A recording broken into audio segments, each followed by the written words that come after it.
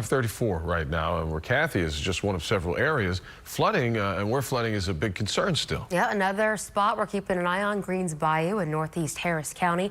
Our Vincent Crivelli is nearby, south of the bayou along Homestead Road. So Vince, what do water levels look like there?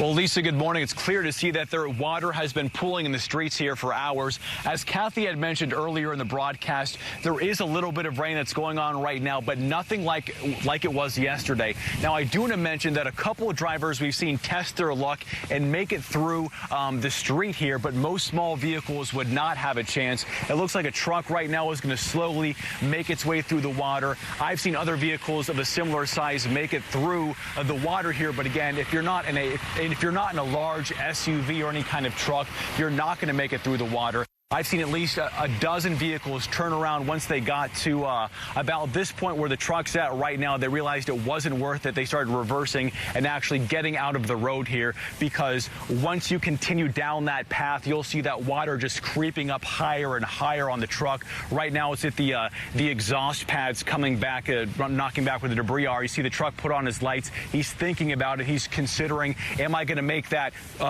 it through the water there? We've seen most trucks of that size make it through the water, but most vehicles, small vehicles, have turned around at that point because there is a small U-turn to the left if the truck wants to go that route. It looks like he's turning his wheels a bit to the left. He's still thinking about it. The driver's not sure. But remember that old adage, if you are going to be driving this morning, turn around, don't drown. At the end of the day, it's really not worth it. We've seen tow truck drivers out in full force this morning.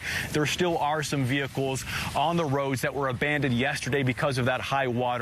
It's really not worth it. That bill is expensive for me. It's expensive for most people, so don't test your luck. It looks like that driver is reversing right now. You see his lights. Again, if your vehicle is smaller than that, you don't want to test your luck. The water is continuing to collect. And guys, I just got out here. I'll have much more to report in the coming hour as I continue to collect more information. For now, reporting live, Vincent Crivelli, KPRC, Channel 2 News. All right, we appreciate it, Vince. Thank you.